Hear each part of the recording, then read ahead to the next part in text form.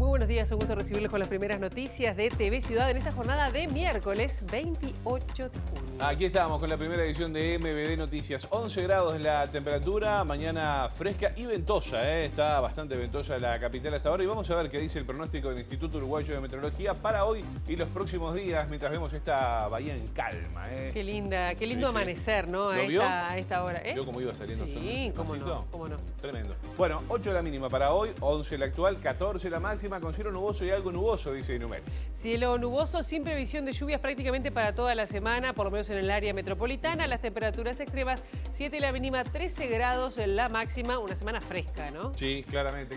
Bueno, ¿qué pasa? El día viernes estará un poquito más frío, porque la mínima será de 4, la máxima 16, con cielo nuboso y algo nuboso. La palabra precipitaciones tampoco aparece en el pronóstico de Inumel. Vamos a ver qué pasa en los próximos días.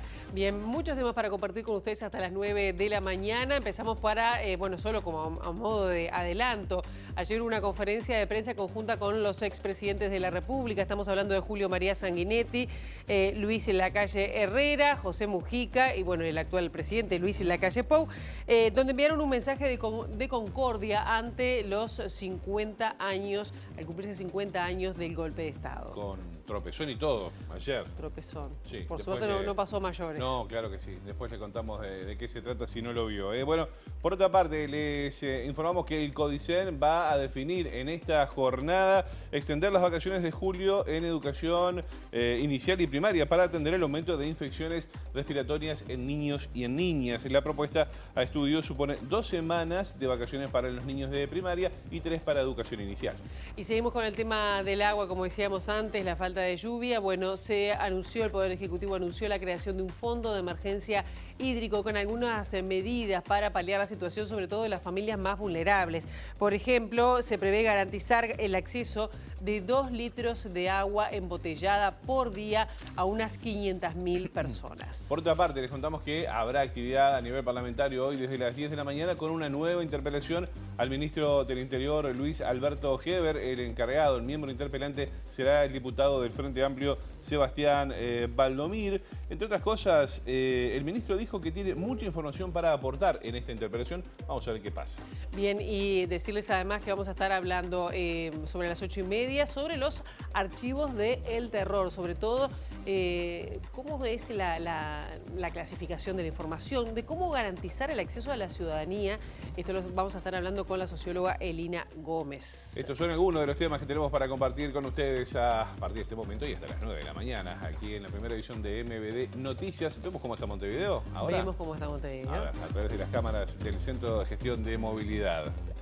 Bien, @IM Tránsito, @MBD Transporte, con el cielo, el sol ahí saliendo, qué lindo que se ve en los accesos de Montevideo, si mal no estoy viendo. Ahora me hace dudar, pero me parece que sí. Tiene razón. Accesos entrando para, no sé si al cerro, por ahí. Déjelo ahí. Muy cortito se ve la visibilidad. Bueno, cuénteme cosas. Bueno, le cuento que Camino Máximo Santos entre Miguel Chiappe y Congreso va a estar cortado hasta el 21 de julio por obras del Ferrocarril Central, y Boulevard Aparicio Saravia entre Monterroso y Sayago hasta el 14 de julio, también por las obras del Ferrocarril Central. Ahí está, se corta el paso a nivel por ahí. Bueno, Nicaragua, entre Batoví y Fernández Crespo, cortado hasta las 5 de la tarde por tareas de hormigonado. Por lo mismo y por la misma hora también, de 7 a 17, cortado Joaquín Requena entre Guaná y Chaná.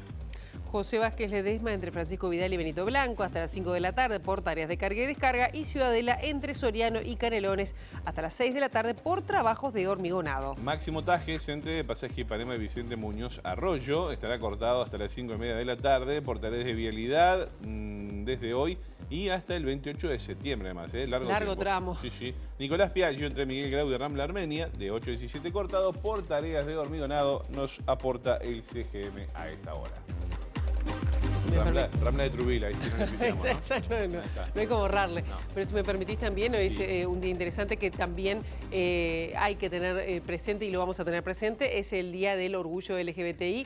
que también va a estar presente en este noticiero. Efectivamente, nuestro amigo Luca Veloz en un rato va a estar con ese y otros asuntos. Bueno, vamos a comenzar el desarrollo de la información. Sí, como les decíamos más adelante, los expresidentes Julio María Sanguinetti, Luis Alberto Lacalle Herrera y José Mujica participaron, invitados por el actual presidente de la República, Luis Lacalle Pou, a una conferencia conjunta con motivo de la conmemoración de los 50 años del golpe de Estado. Sí, en este marco enviaron un mensaje, justamente todos, un mensaje de concordia ante la conmemoración de este hito en nuestro país.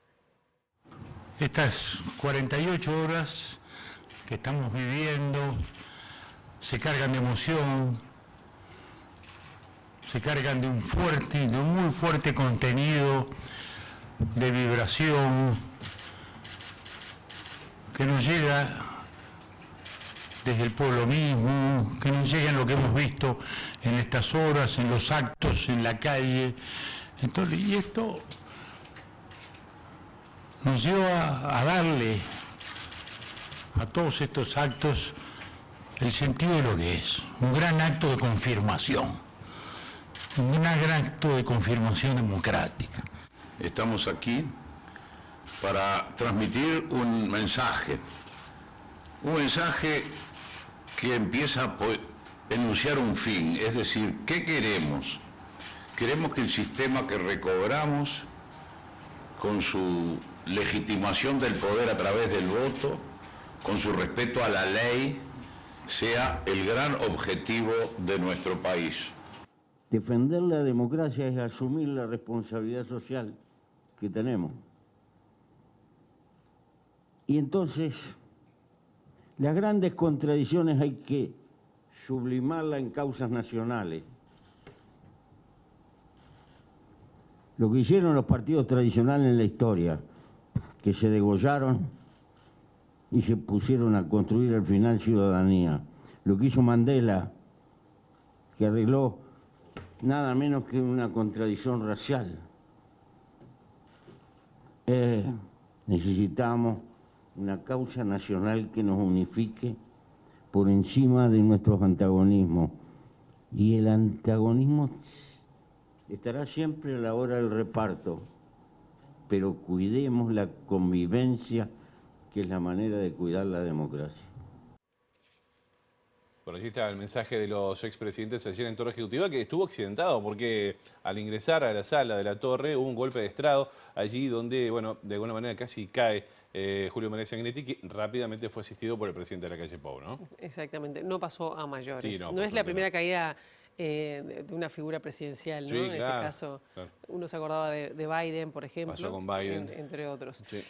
Bueno, pero por su parte también hizo uso de la palabra el presidente Luis Lacalle Pou, que valoró que si se revisa la historia hay motivos suficientes para no ponerse de acuerdo. Sí, en ese sentido, bueno, destacó que los ex mandatarios pueden estar juntos en una actividad que reivindica la democracia. A diferencia de los 3 expresidentes, el día del golpe de Estado yo no era nacido. De hecho, en mi casa hay una foto de mi madre en el 22 de julio, en homenaje a Herrera, que yo estaba adentro de su panza y mi padre estaba preso. Cada uno de los presidentes que me acompaña, y quiero tener un recuerdo para el presidente Jorge Valle y para el presidente Tabaré Vázquez, saben dónde estuvieron y por qué estuvieron. Y seguramente si leyéramos el libro de historia hacia atrás, encontraríamos motivos suficientes y razonables para no ponernos de acuerdo. Si nos ponemos de acuerdo, y esta actividad así lo hace, es en el presente y en el futuro. Sí, ahí estamos. Bueno, vamos con más información a propósito de esto, sí. Sí, efectivamente. Sí.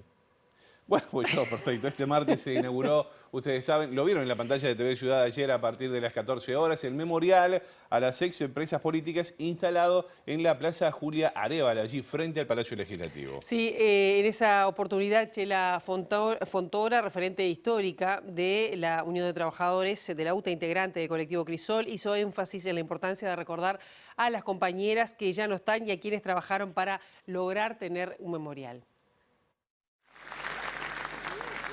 detenidas, desaparecidas, fuimos asesinadas, exiliadas, clandestinas, fuimos rehenas, parimos en las cárceles y nos hicieron abortar por la tortura, fuimos destituidas y fuimos perseguidas.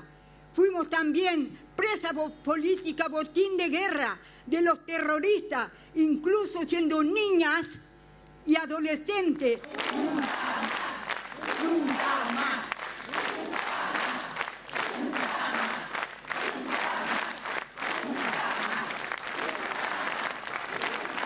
En esta hora tan importante para nosotros y la sociedad, cuando resurgen voces negacionistas y nostálgicas que reivindica y defiende incluso públicamente a los terroristas de Estado, va nuestro reconocimiento profundo a todos nuestros familiares, a nuestros padres, a nuestras hermanas y hermanos, pero muy especialmente a nuestras hijas y hijos.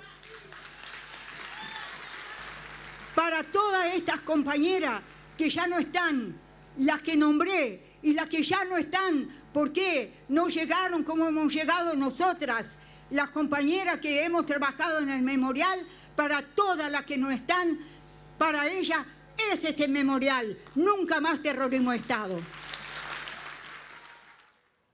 Una transmisión además que se pudo ver por TV Ciudad, todo lo que fue la inauguración del memorial allí frente al Palacio Legislativo. Y Emocionante, muy emocionante emocionante, ayer a sí. la tarde. También quiero aprovechar para destacar el trabajo que se hizo a la noche en Memorias de la Resistencia, donde, bueno, una de las participantes fue Chela Fontora, que entre otras cosas dijo, rompimos el molde con nuestras compañeras. La verdad que... Es verdad, y aparte hay que pensarlo 50 años atrás, ¿no? Sí, claro que sí. Bueno, seguimos. Y también frente al Palacio Legislativo, es decir, dentro del Palacio Legislativo, ayer sesionó a partir de las 10:30 de la mañana la Asamblea General, también haciendo una extensa sesión recordatoria de este aniversario. Sí, en esa instancia, el senador de Cabildo Abierto, Guido Manini Ríos, aseguró que en Uruguay no hubo solo 2 demonios, sino también que el sistema político también tuvo responsabilidad en el quiebre institucional. Y ahí apuntó a la presencia de Estados Unidos y también particularmente al exsecretario de Estado de ese país, Henry Kissinger,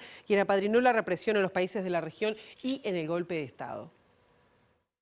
Sería de un simplismo tal que tergiversaría la realidad pretender que acá solo hubo 2 actores, los que promovieron la lucha armada por un lado y quienes la reprimieron por otros.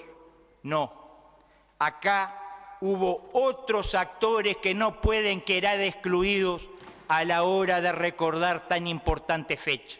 Acá hubo una clase política que fue cayendo paulatinamente en el mayor de los descréditos hasta provocar, como dijimos, que no hubiera reacción popular alguna a la hora de la caída de las instituciones. Políticos que llevaron a la pérdida de la calidad de vida de los uruguayos siendo funcionales a intereses muchas veces ajenos a los del ciudadano común. Hubo corrupción en la clase política. También hubo presión extranjera que reflejaba el enfrentamiento que a nivel global tenían las 2 potencias protagónicas de la Guerra Fría. Acá existió un secretario de Estado norteamericano, el señor Henry Kissinger, que apadrinó la represión en la región como forma de generar circunstancias de fractura irreversibles en nuestra sociedad. Un señor Kissinger que aún vive y para quien ningún juez pidió la extradición. Bueno, en el marco de esta sesión obviamente hablaron otros legisladores, como por ejemplo el senador del Partido Nacional, Jorge Gandini, quien reivindicó a los héroes anónimos. Sí, justamente destacó a los trabajadores y las trabajadoras que resistieron la huelga general y también a toda la ciudadanía que desde diferentes lugares apoyó a la recuperación democrática. Hoy hay que decirle nunca más a muchas cosas, nunca más al terrorismo y nunca más al terrorismo de Estado. Nunca más a los iluminados que vieron el atajo para conquistar el poder más allá de la opinión del soberano y de las urnas. Y nunca más a la tortura, a la persecución, a la cárcel, al asesinato, a la coordinación con dictaduras de la región, al sometimiento, a los designios del imperio que llevaba adelante su estrategia en la región.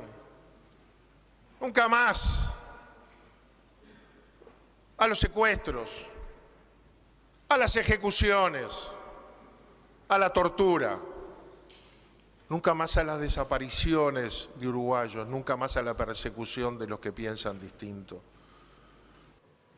Bueno, parece haber consenso en el Senado a propósito de este tema, ¿no? También habló el senador del Frente Amplio, Mario Vergara, y bueno, allí se refirió a las responsabilidades en el golpe de Estado y también a la teoría de los dos demonios que algunos sectores políticos pretenden reinstalar.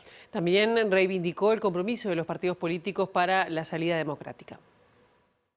El daño a la sociedad uruguaya fue brutal, fue duradero y las heridas aún no terminan de cerrar.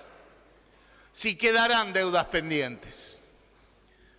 La verdad sobre las y los desaparecidos sigue secuestrada por unos cobardes criminales que tienen información y no la brindan.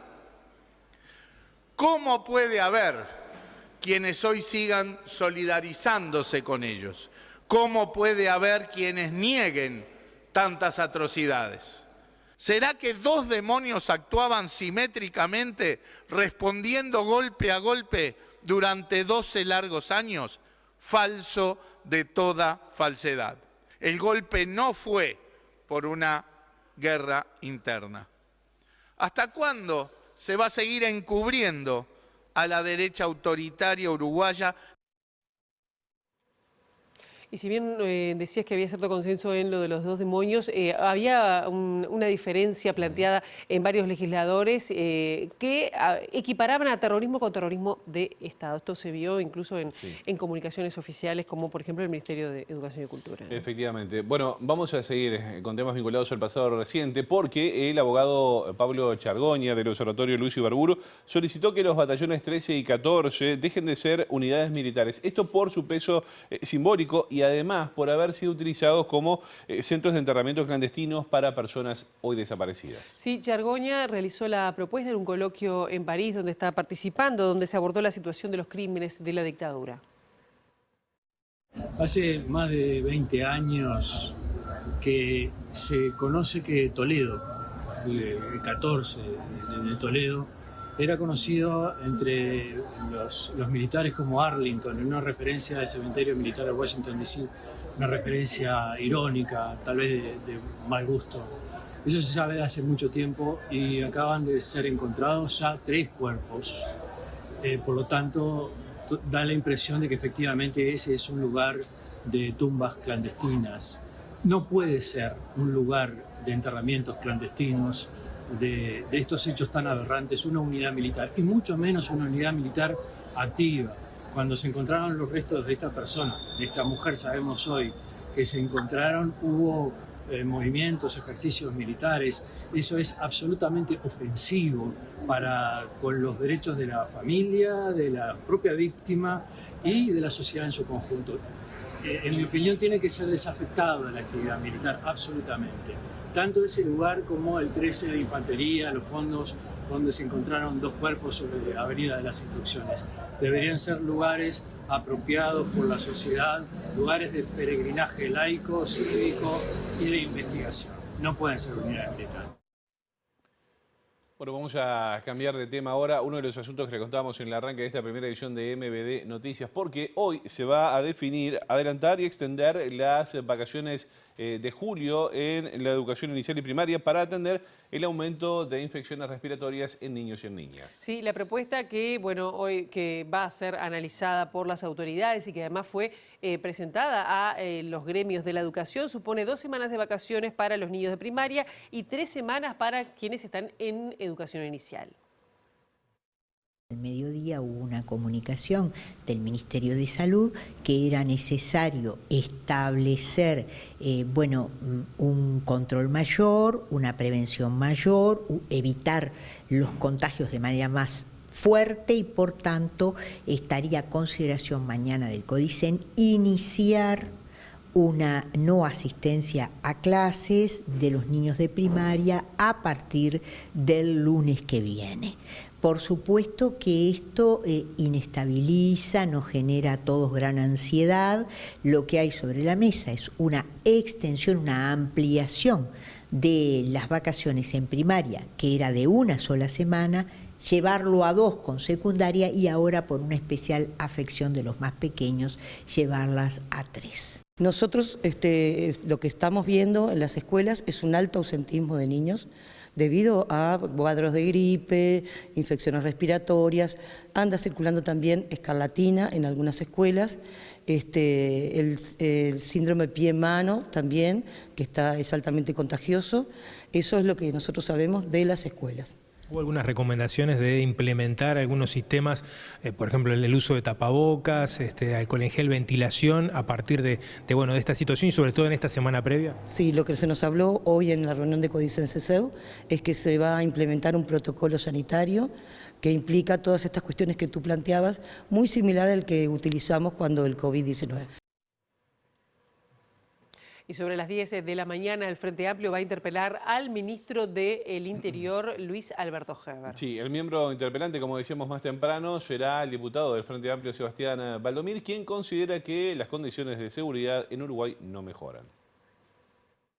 La interpelación fue aprobada el pasado 7 de junio, aunque estaba pedida desde abril, ante el aumento de homicidios y casos de muertes dudosas. Estará basada en estas cifras y en conocer cuál es el trabajo de la cartera frente a esta problemática y la actual situación. A pesar de esto, desde el Ministerio consideran que la situación en seguridad ha mejorado debido a la baja en otros delitos, como los hurtos, rapiñas y avigueatos. Si se compara 2022 frente a 2021, los números muestran un aumento de 25% en homicidios. Pero algo que preocupa en la oposición son las altas cifras en muertes dudosas que hubo en 2022, que son alrededor de 200. Esto se da cuando Fiscalía no puede determinar las causas y motivos de determinados casos. Por ejemplo, las cifras de Fiscalía marcan que solo pueden aclararse el 50% de los casos de homicidios. Si bien el pedido de interpelación data desde abril, un aspecto que se ha sumado es la escalada de homicidios en lo que va de junio. En 27 días, según el relevamiento de prensa, se suman al menos 32 casos. La mayoría de ellos son en Montevideo. Por otro lado, preocupan las declaraciones del ministro Heber en los últimos días, donde dijo, en un acto de la lista 71, que él es quien entrega los pasaportes,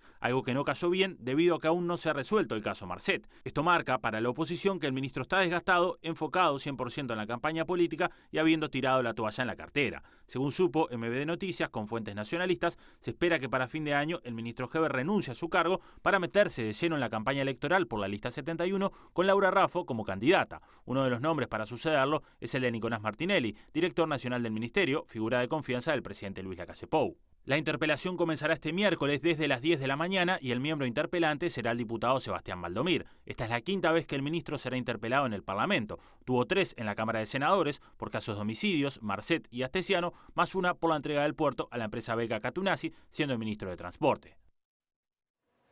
Y ahora salimos a las calles de Montevideo para encontrarnos con nuestro compañero Luca Veloz, justamente con una conmemoración muy especial. Luca, muy buenos días, bienvenido.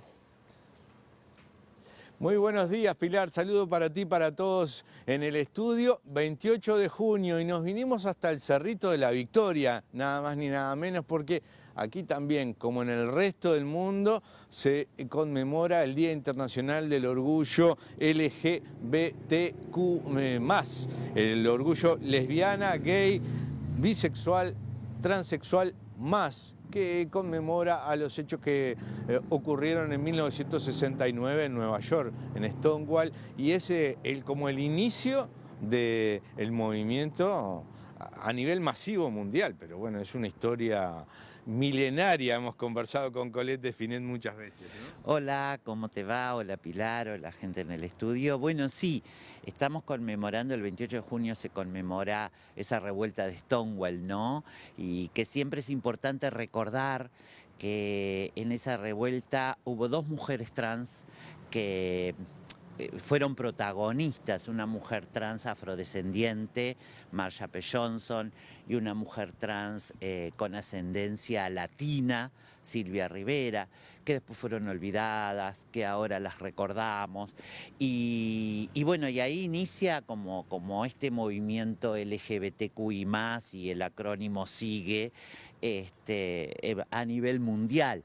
Pero también recordamos 30 años de la primer concentración en Montevideo, en Uruguay, aquellas personas valientes, ¿no? Que en los 90 pusieron su cuerpo en la calle y dijeron: acá estamos las personas de la comunidad LGBTQI+, y que aún tenemos algunas de esas personas vivas, allí en Plaza Cagancha. Entonces, y a 30 años de este movimiento que se inicia en Uruguay y que también lo inician mujeres trans, la concentración fueron personas lesbianas como Diana Mines, personas gays como Fernando Frontán, pero después en el 94 fueron mujeres trans que salieron a la calle, que hicieron la primer marcha. Entonces es importante recordar eso y es importante traer eso a la memoria colectiva, ¿no? Y hoy a 30 años hacemos una evaluación y estamos acá, como vos dijiste, en el Cerrito de la Victoria, afuera, en la calle, no pasa un patrullero y me lleva presa. Tenemos una ley integral para personas trans que, si bien no se está cumpliendo en su totalidad, y como siempre digo, los derechos no se están solo cuando se reconocen, sino que después hay que conservar esos derechos y luchar para que esos derechos se respeten. Bueno, tenemos una ley de reconocimiento de derechos, estamos en un momento de resistencia, lucharemos para que esa ley se cumpla en su totalidad, pero bueno, a 30 años. Hay también como un embate, Colette, en la región, en el mundo, de retroceso en algunos derechos civiles. ¿También pasa con los derechos de la diversidad? Exactamente. Este embate tiene que ver con la avanzada de discursos fundamentalistas, ¿no? De discursos antiderechos que vienen de la mano de ciertas iglesias, sobre todo las iglesias neopentecostales, de las derechas políticas. Tenemos el ejemplo de Brasil con Bolsonaro, tenemos el ejemplo de Paraguay, tenemos el ejemplo en una cantidad de países de la región. Y bueno, y está pasando en Uruguay, ¿no? Que de pronto no te tocan la ley. Bueno, pasó en Argentina con Macri. No te tocan la ley, pero no te dan presupuesto para que esa ley se cumpla lo que establece. Entonces hoy de la ley integral para personas trans se cumplen muy pocas cosas: el cambio de nombre y género, la pensión reparatoria y algunos llamados laborales, no todos. Entonces, de más, no hay nada que se cumpla de la ley, en salud muy poca cosa. Entonces, bueno, como yo digo, estamos en un momento de resistencia y hasta que no exista un mundo donde todas las personas gocen de todos los derechos, sin importar raza, etnia, género, etcétera, entonces no estaremos en un mundo justo. Muchísimas gracias, Colette. Entonces, jornada de reivindicación y de reflexión en el mundo entero y con nuestro país especialmente en esta lucha. Bien, muchísimas gracias, Lucas. Saludos a Colette allí, que bueno, como decíamos, siempre estamos hablando con ella. Claro que sí, claro que sí. Nosotros seguimos ahora con otros asuntos, porque el gobierno enviará un proyecto de ley para crear un fondo de emergencia hídrica similar al fondo coronavirus, para atender las medidas económicas para enfrentar el déficit hídrico en Montevideo y también el área metropolitana. Sí, con este fondo, que supondrá una inversión de $12 millones mensuales, se prevé disponer de 2 litros de agua embotellada por día para unas 500.000 personas de Montevideo y el área metropolitana. Con la presencia de la ministra de Economía y Finanzas, Azucena Arbeleche, el ministro de Desarrollo Social, Martín Lema, y el ministro de Trabajo y Seguridad Social, Pablo Mieres, el gobierno anunció nuevas medidas. 420.000 personas más, beneficiarias del MIDES, tendrán garantizada la compra de 2 litros de agua por día. Se trata de los siguientes grupos: todos los hogares de Montevideo y Canelones en situación de vulnerabilidad, en los que residen menores que reciben asignaciones familiares, usuarios de la tarjeta Uruguay Social que no están comprendidos en las asignaciones familiares, como personas en situación de calle, personas víctimas de trata, entre otros, y también se suman las personas mayores de Montevideo y Canelones que se encuentran en situación de vulnerabilidad y reciben asistencia a la vejez o pensión a la vejez. Además, tendrán asegurada la compra de 2 litros de agua por día 80.000 jubilados y pensionistas que perciben jubilaciones mínimas. Por otro lado, la ministra Arbeleche anunció la creación de un fondo de emergencia hídrica ante la situación de sequía extrema que atraviesa la zona metropolitana. El objetivo de este instrumento es asegurarle a la ciudadanía que va a tener todos los recursos necesarios para hacer frente a esta emergencia hídrica, emergencia que fue declarada por decreto la semana pasada. De igual manera que hicimos para enfrentar el COVID, creamos el Fondo Coronavirus. En esta oportunidad estamos creando este fondo de manera que todos los gastos que están relacionados con esta situación de crisis hídrica que estamos viviendo se van a realizar a través de este fondo. Bueno, les contamos a propósito de la crisis hídrica que una delegación del Frente Amplio se va a reunir hoy con el presidente de la República, Luis Lacalle Pou, en la Torre Ejecutiva, justamente por este tema. Sí, la reunión fue solicitada la semana pasada por el presidente de la coalición de izquierdas, Fernando Pereira, ante el agravamiento de la crisis del agua. Como decíamos, esto será a las 3:30 de la tarde. Además de Pereira, la delegación del Frente Amplio estará integrada por el intendente de Canelones, Yamandu Orsi, el director de Desarrollo Ambiental de la Comuna Capitalina, Guillermo Monchecchi, el director de OCE, Edgardo Ortuño, director por el Frente Amplio, las legisladoras Lilian Quetichian y Lucía Echeverri, la vicepresidenta del Frente Amplio, Verónica Piñeiro, y el presidente de la Comisión de Interior, Aníbal Pereira. Cambiamos de tema. El abogado Juan Raúl Williman, integrante del consultorio jurídico de la Universidad de la República y además representante legal de 6 personas que denunciaron al ex senador Gustavo Penades, aseguró que la declaración anticipada de las víctimas es algo clave en casos de delitos sexuales. Y se ha generado controversia, justamente, Williman explicaba esto, porque estas diferencias se dan entre la defensa de Penades y la Fiscalía sobre si se debe mantener reserva de las identidades. La regla es que los testigos, las víctimas, los peritos declaren en juicio frente al juez de juicio. La excepción en la regla es justamente el artículo 164 que regula lo que podríamos llamar como una categoría de víctimas especialmente vulnerables, en donde la regla pasa a ser la declaración anticipada como un mecanismo de protección que es parte del nuevo estatuto que genera el Código de Proceso Penal para la víctima. Lo que permite es que la víctima pase por esta situación que claramente es revictimizante.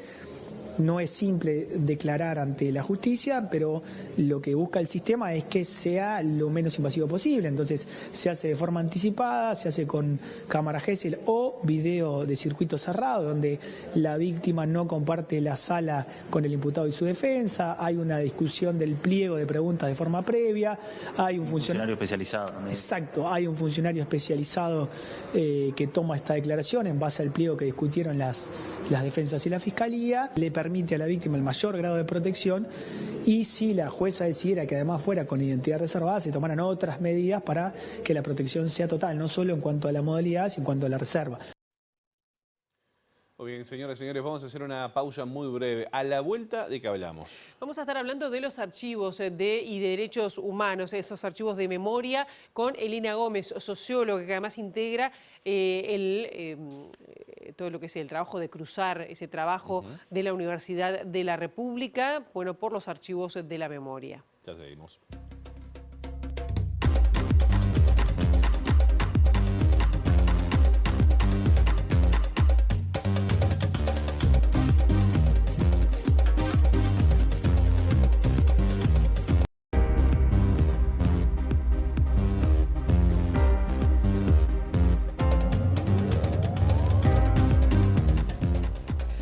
Para hablar de los archivos estos que se pudieron visualizar, que están abiertos a toda la ciudadanía, sobre todo los archivos del terror, y cómo aportan a esa memoria colectiva del nunca más, si es que aportan y de qué modo. Estamos recibiendo con muchísimo gusto a Elina Gómez, socióloga, que está además estudiando específicamente un doctorado con el tema de los archivos y toda la vinculación que estábamos hablando con la memoria. ¿Cómo andás, Celina? Bien, un placer buen que día, estés con gracias nosotros. Pilar por la invitación.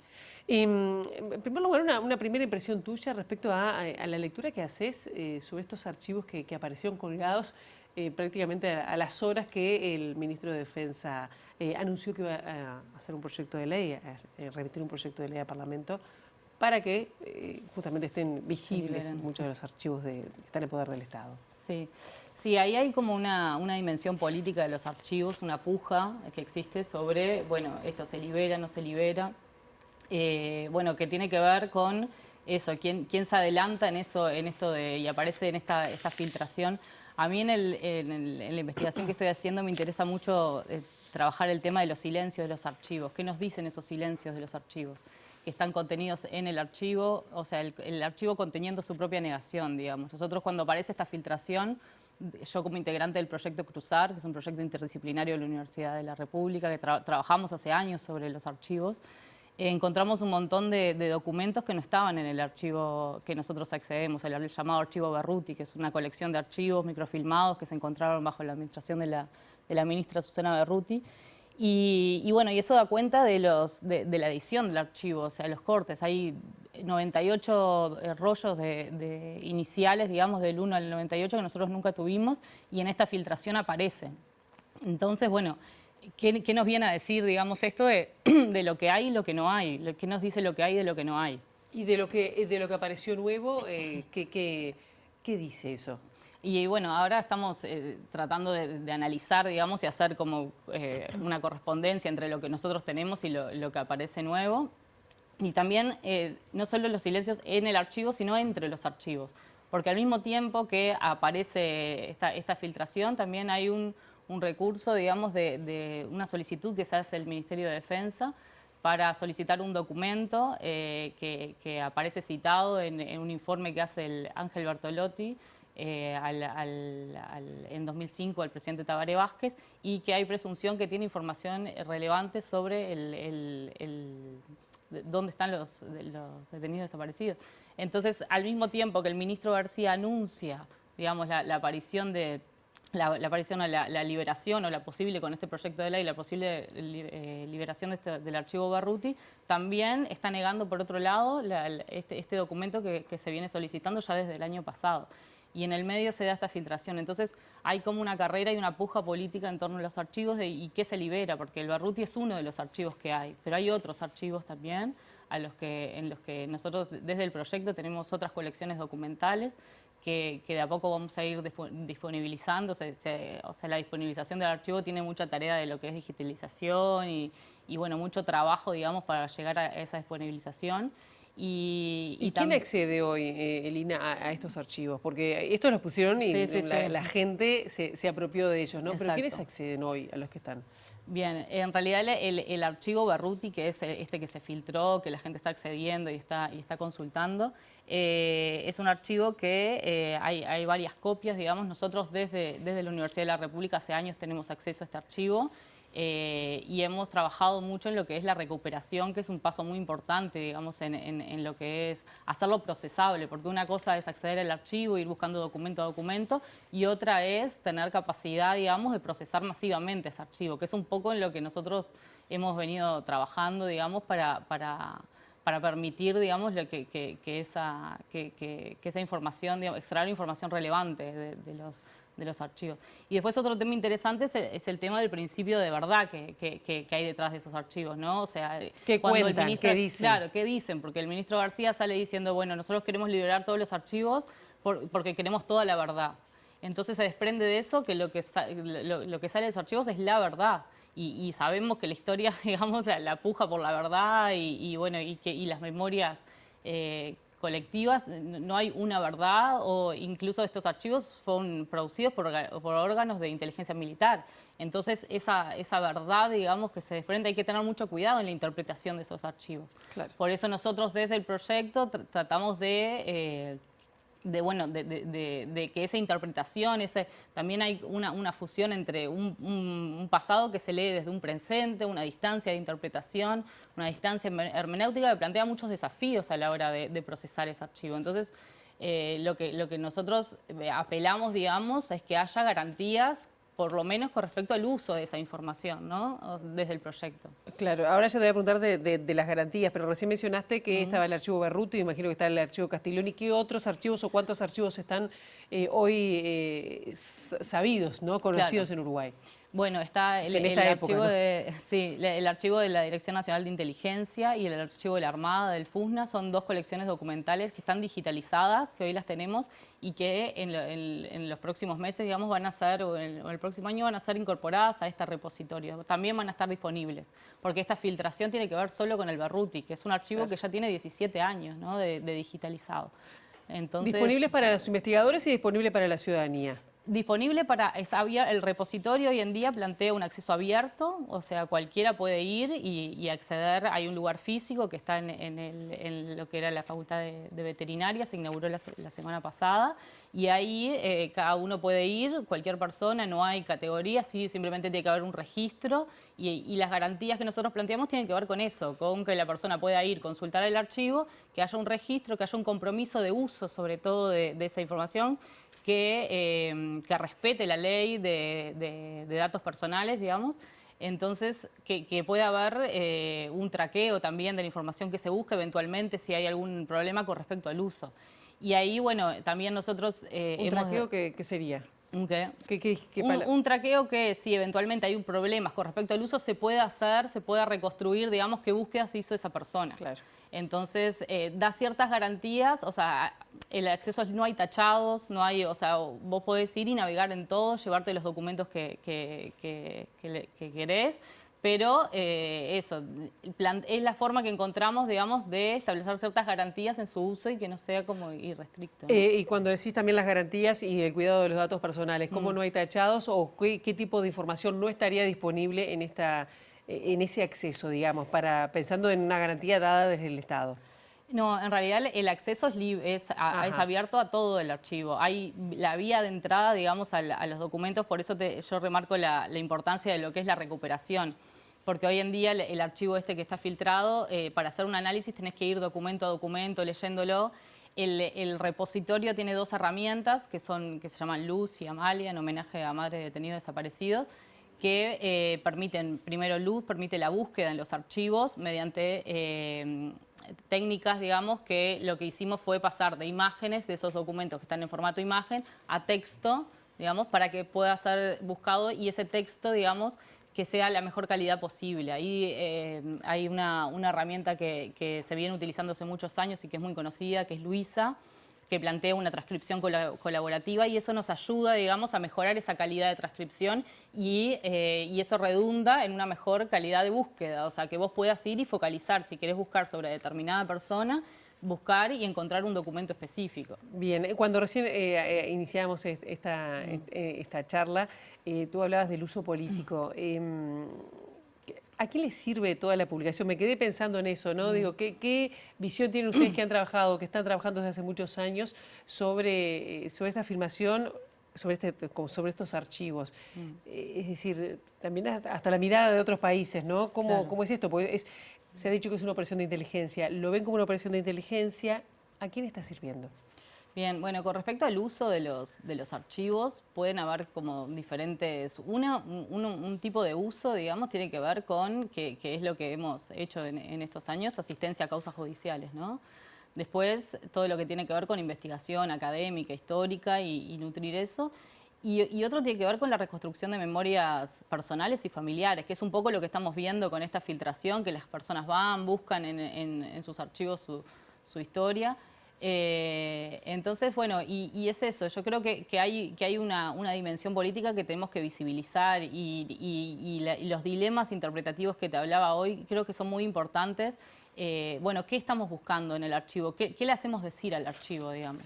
Entonces, que eso no es, podemos hacer búsquedas y reconstruir esto, como decía, las memorias, pero ¿qué es lo que estamos buscando? ¿Para qué nos puede servir? ¿Qué relatos se alimentan estos archivos? Sí, en realidad nosotros, por ejemplo, desde el proyecto intentamos formular preguntas que sean válidas, por ejemplo, buscar patrones represivos en el archivo, o sea, que ese archivo, digamos, nosotros plantearnos preguntas que ese archivo nos puedan responder y aportar al conocimiento de la verdad o de las verdades, digamos, y en particular, por ejemplo, la búsqueda de los detenidos desaparecidos, porque sabemos que esa información está, no sé si en el Berruti, pero está. Entonces esa exigencia permanente desde la sociedad civil de liberar archivos, hablan de toda esta dimensión política de los archivos y de la información concreta para esclarecer hechos del pasado, ¿no? Y esta difusión masiva que se hizo, ¿puede estar ocultando otros archivos, otros relatos, otras verdades? Sí, exacto. Yo creo que como te decía, al mismo tiempo que aparece esta filtración masiva, también hay un archivo, un documento específico, que hay indicios que tiene información relevante, que es denegado por parte del Ministerio de Defensa. Entonces, bueno, ahí hace reflexionar y pensar. Fue denegado porque supuestamente no lo tienen, ¿no? En Esa fue la principio respuesta. dijeron que no se puede dar una copia. En la primera solicitud que se hizo al Ministerio de Defensa en agosto del año pasado, que no se podía, y ahí en esa respuesta se está asumiendo que existe ese documento. Y después se menciona que no está ese documento. Ahora hay una citación a declarar a varios militares en torno al tema, pero no tenemos claro, digamos, si es que ese documento, digamos, el destino de ese documento, porque tiene que estar, digamos, claro, esa información. Entonces, es en simultáneo, al mismo tiempo que se niega el acceso a ese documento por parte del Ministerio de Defensa, se liberan estos archivos, se hacen anuncios. También nosotros el convenio que tenemos del repositorio es con la Institución Nacional de Derechos Humanos. Digamos, también es un esfuerzo desde el Estado para disponibilizar ese archivo. Entonces, digamos, es toda una dimensión que tiene una connotación política importante, ¿no? Nos queda un minuto, pero me gustaría preguntarte, tú recién acabas de estar en Chile por unos días por tu trabajo en todo lo que tiene que ver con los archivos. Sí, ellos desde hace algunos años están trabajando mucho y fuerte con el tema de los archivos, de la recuperación de la memoria. Vi un trabajo, cómo trabajan ellos la horizontalidad, el recorrer ciudad a ciudad en ese Chile tan largo y estrecho para recuperar archivos o memorias, porque también es testimonial el trabajo que ellos hacen. ¿Qué diferencias y qué se puede llegar a tomar para nosotros seguir fortaleciendo la memoria histórica? Exacto. Sí, hay diferencias fundamentales con respecto a lo que es la realidad de los archivos, de los documentos, las colecciones documentales en Chile. En el caso de Chile no tienen acceso a archivos militares. Hay un relato, porque no se sabe que fueron quemados, digamos, pero desde la sociedad civil sí hay un reclamo y una exigencia de que aparezcan esos archivos. Digamos, no dar por sentado ese relato de fueron quemados y toda esa historia quedó ahí. Entonces, un poco lo que se reclama de la sociedad civil sí es bueno, que aparezcan en principio esos archivos militares que pueden llegar a dar información relevante. Y se trabaja sobre, en Chile, en la dictadura chilena tuvieron mucho peso las organizaciones monitoras, como fue la Vicaría de la Solidaridad, o sea, los monitores en dictadura mismo, que registraban y sistematizaban todos los hechos y las causas, digamos, que iban sucediendo. Entonces, hoy en día se está trabajando sobre esos archivos y sobre los resultados de lo que fueron las comisiones de verdad post-dictadura. ¿Y se puede tomar algo para acá para...? Sí, y bueno, y hubo un intercambio interesante porque ahora se está reflotando esto en lo que es el plan de búsqueda que está impulsando Boric, que es un plan de búsqueda que en el marco también de los 50 años, de la conmemoración de los 50 años del golpe de Estado en Chile, se está teniendo mucha fuerza y, como decía, está teniendo mucha fuerza el involucramiento de la sociedad civil organizada, los sitios de la memoria que nuclean, digamos, un montón de gente organizada en torno a varios reclamos. Uno de ellos es el tema de esa exigencia de los archivos, y se dio un intercambio interesante técnico, en principio, entre nosotros como grupo de investigación y el grupo de investigación que está trabajando sobre los archivos de estas comisiones de verdad en Chile, para transferencia tecnológica de las herramientas que desarrollamos acá puedan ser usadas también en Chile para el procesamiento de sus archivos. Y también nos interesa como un poco lo que es la regionalización del proyecto, por las características que tuvo la coordinación de las dictaduras en la región, ¿no? Que pueden haber intercambios no solo técnicos, sino también de información con respecto a lo que surge de los archivos, ¿no? Tenemos que cerrar, y en 30 segundos, de lo que se difundió masivamente, ¿te decepcionó que no haya habido, por lo menos por lo que se ha visto, información relevante? No, porque en realidad es eso que te decía. O sea, se sabe que el archivo de Ruth es un archivo que fue muy trabajado, digamos, durante todo este tiempo, y se sabe ya que para investigaciones y para diferentes cuestiones, y se sabía que no había información relevante. También esto de la dimensión política, de nuevo vuelvo, tiene que ver con eso. O sea, qué se libera, qué se está liberando y dónde está la información relevante. Entonces, esa exigencia es una exigencia permanente desde la sociedad civil y desde la academia también, que tenemos relevante. Que no está, en principio, también es eso, también hay un desafío de analizar masivamente esos archivos, ¿no? La capacidad que tenemos, porque una cosa es, que es un poco lo que a mí me interesa de trabajo en el doctorado, que tiene que ver con, leer documento a documento o hacer un análisis más masivo, o sea, qué desafíos y cómo las herramientas tecnológicas nos pueden ayudar para procesar esos archivos y extraer información relevante, que es un poco en lo que trabajamos. Pero justamente el archivo de Ruth es un archivo que tiene muchos años y ya fue muy procesado, pero en la medida que aparezcan unos nuevos archivos, tener capacidades técnicas para procesarlos y extraer información relevante. Eso es lo que nos interesa desarrollar desde el proyecto y venimos trabajando hace años. Elina Gómez, muchísimas gracias por estos minutos. Un gusto. Muy bien, nosotros vamos con otros asuntos porque la Asociación de Controladores de Tránsito Aéreo del Uruguay definió implementar una serie de medidas por el incumplimiento del convenio y la falta de voluntad de negociación por parte del Ministerio de Defensa y también de la DINATRA. En este marco, desde el 3 de julio se prevén paralizaciones que podrían afectar los vuelos que ya están pactados para el mes de julio. El colectivo decidió declararse, subir de preconflicto a conflicto, declararse en conflicto nuevamente y emitir un calendario. El calendario de no despegues es el habitual o el que nosotros utilizamos desde hace muchos años, que son calendarios donde no se permiten despegue en franjas de 2 horas cada 12, y lo que la Asamblea evaluó fue emitirlo con tiempo para que las aerolíneas estén a tiempo y hagan los arreglos necesarios si llegábamos a estar, y también evaluó que mañana vayamos a la expectativa de a ver cuál es la idea de cumplimiento del convenio por parte del Ministerio de Defensa. Hay cuestiones que necesitan un cumplimiento inmediato, las que tienen que ver con la ley de presupuesto y otras de ese tipo, sí o sí tienen que ver con cumplimiento inmediato que no se puede evadir. Después se pueden hacer acuerdos programáticos a lo que tiene que ver con la reestructura del inciso, con la carrera, esas cosas se solucionan porque si hay ganas de trabajar y se puede hacer nuevamente un acuerdo, se logrará por ese lado.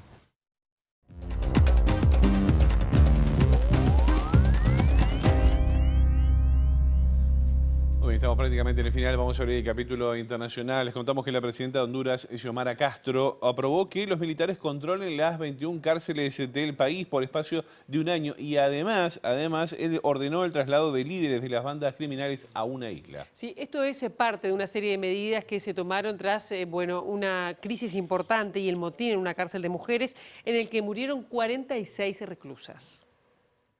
Las medidas que se prevé entren en vigencia en los próximos días fueron anunciadas en un comunicado de la presidencia que leyó el secretario de Comunicación Ibis Alvarado, y entre ellas Xiomara Castro también aprobó extender el estado de excepción que se viene aplicando desde diciembre para hacer frente a la creciente violencia y extorsiones de las que son víctimas transportistas, comerciantes y la población en general. De igual forma, se acordó el traslado de los cabecillas de organizaciones criminales considerados de alta peligrosidad hacia una granja penal de las Islas del Cisne en el Caribe hondureño y el otorgamiento de medidas sustitutivas de prisión preventiva a las reclusas que no tengan condena y que padezcan enfermedades terminales. Los anuncios se dan un día después de que Castro prometiera medidas drásticas para hacer frente a la crisis carcelaria que quedó al descubierto tras la matanza ocurrida en la prisión de Tamara, la principal cárcel de mujeres del país, entre ellas la destitución del ministro de Seguridad Ramón Savillón y dejar las actividades de seguridad pública en manos de las Fuerzas Armadas, que actuarán de manera conjunta con la Policía Nacional. El motín del martes, en el que murieron 46 mujeres, podría aumentar la presión sobre Honduras para que emule las drásticas prisiones de tolerancia cero y sin privilegios establecidas en el vecino El Salvador por el presidente Nayib Bukele, quien, a pesar de las denuncias de violaciones de los derechos humanos, ha resultado ser inmensamente popular en un país aterrorizado durante mucho tiempo por las bandas callejeras. Señoras y señores, hasta acá llegamos con la primera edición de MBD Noticias, pero no se vaya de la pantalla de TV Ciudad porque minutos arranca Ciudad Viva. La actualización informativa será a las 13:30 y nosotros volvemos con el gusto de siempre mañana a las 8 en punto. Las primeras noticias de TV Ciudad. Pasen muy bien. Hasta luego.